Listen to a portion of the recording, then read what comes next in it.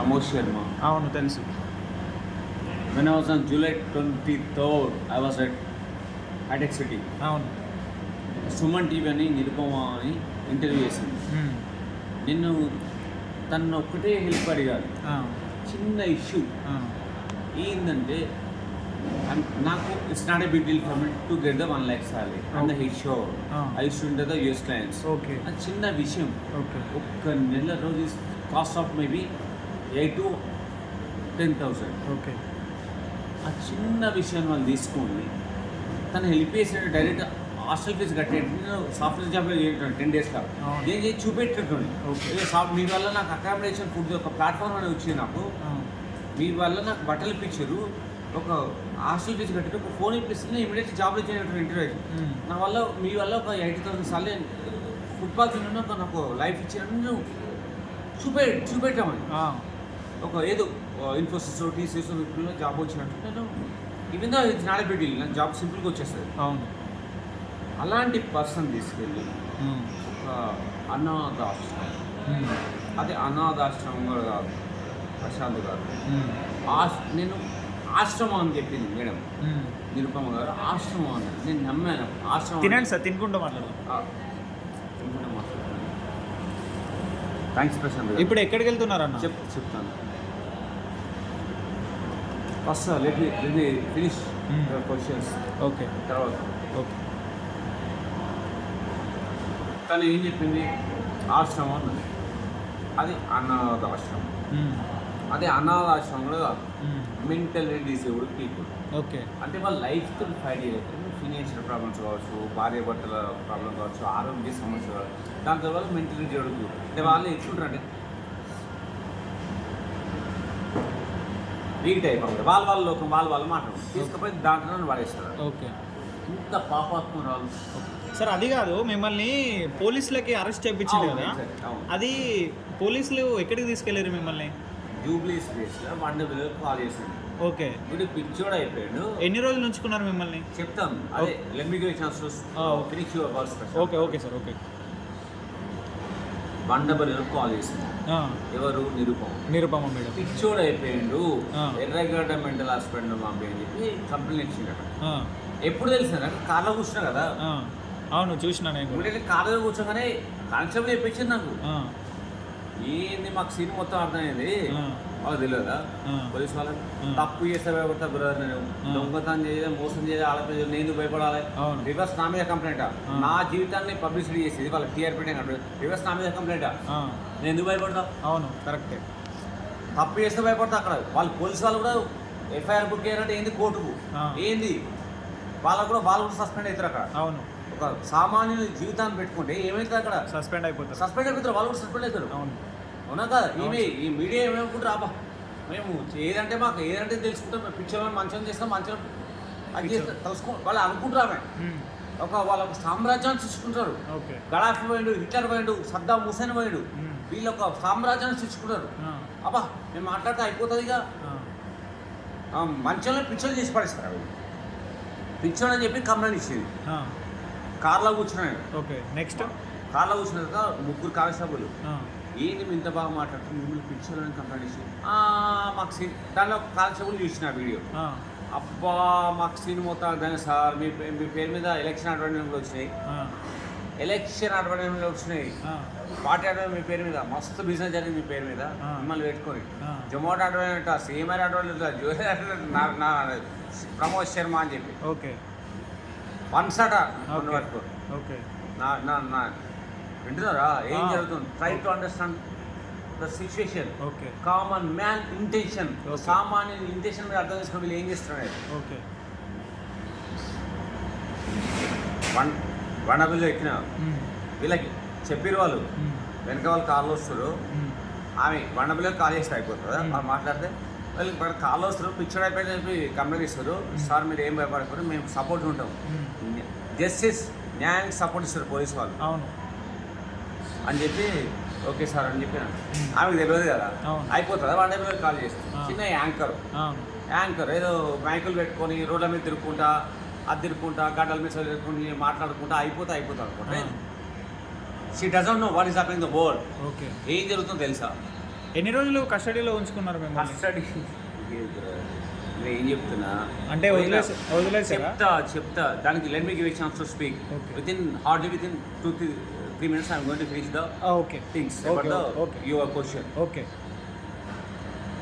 కార్లు ఎక్కాను ఎక్కిన తర్వాత వెనక వాళ్ళు వస్తారు. ఓకే. ఆమె కంప్లైంట్ చేయబోతుంది మీ మీద పిచ్చోడే అని చెప్పి.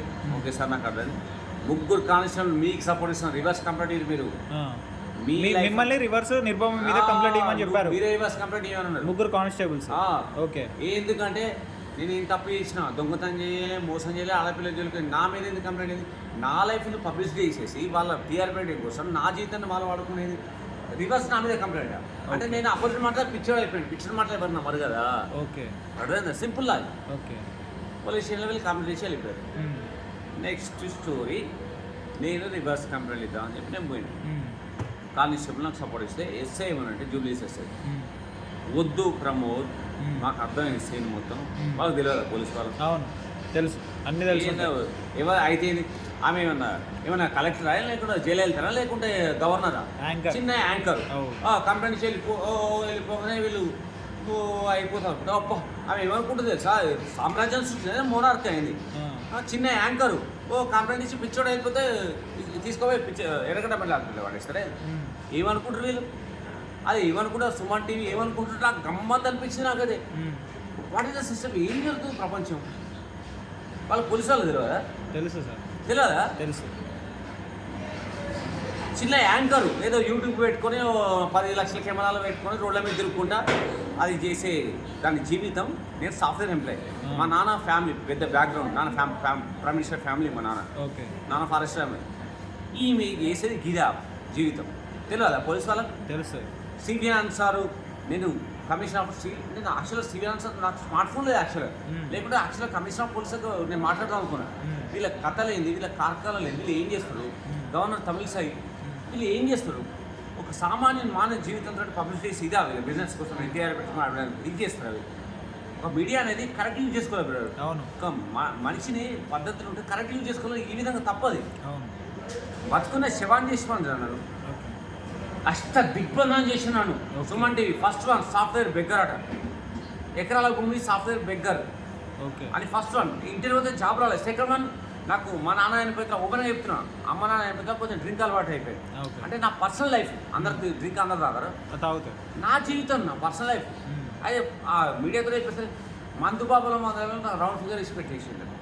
థర్డ్ వన్ పోలీస్ స్టేషన్లో పిచ్చోడు అయిపోయినాడు. ఫోర్త్ వన్ పోలీస్ జీప్ ఎక్కుతున్నాడు. అష్ట దిగ్బంధనం చేశారు నా జీవితాన్ని.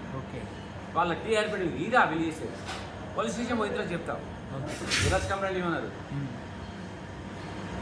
కానీ వద్దు, సరే చూద్దాం మనకు టైం ఈ టైం లాగా మనకు నాకంటే టైం రావాలి. నాకు ఎందుకు సపోర్ట్ లేదు, బ్యాక్ సపోర్ట్ లేదు నాకు. వాళ్ళకి అంత సపోర్ట్ ఉంది. Eats not a carrom board, chess game. రాజుని ఎక్కడ పెట్టాలి, మంత్రి ఎక్కడ పెట్టాలి ఆలోచించి పెడతాం. క్యారమ్ బోర్డ్ అంటే అక్కడక్కడ కొట్టేస్తాం మనం. కానీ చెస్ గేమ్ ఏంది లైఫ్ గేమ్. ఇది నాకు లైఫ్ గేమ్ స్టార్ట్ అయింది యాక్చువల్. ఇన్ని రోజులు నేను సాఫ్ట్వేర్ అనుకున్నాను బ్రదర్. ఏదో ఐఎమ్ ద హెచ్ఆర్ సాఫ్ట్వేర్ అనుకున్నాను. జావా అయింది, డాట్ అయింది, ఆర్ట్ అయింది, రోబోటిక్స్ అయింది, ఎస్ఏపీ అయింది అనుకున్నాను. ఇప్పుడు నాకు యాక్చువల్గా రియల్ గేమ్ స్టార్ట్ అయింది actual. You believe or not Prashant garu, I'm waiting for that time. Okay. ఇప్పుడు ఎక్కడికి వెళ్తున్నారు సార్? నేను యాక్చువల్గా హైదరాబాద్ ఉన్నాను. అవును. హైదరాబాద్లో ఉంటే అందరు గుర్తుపడలేదు. అవును.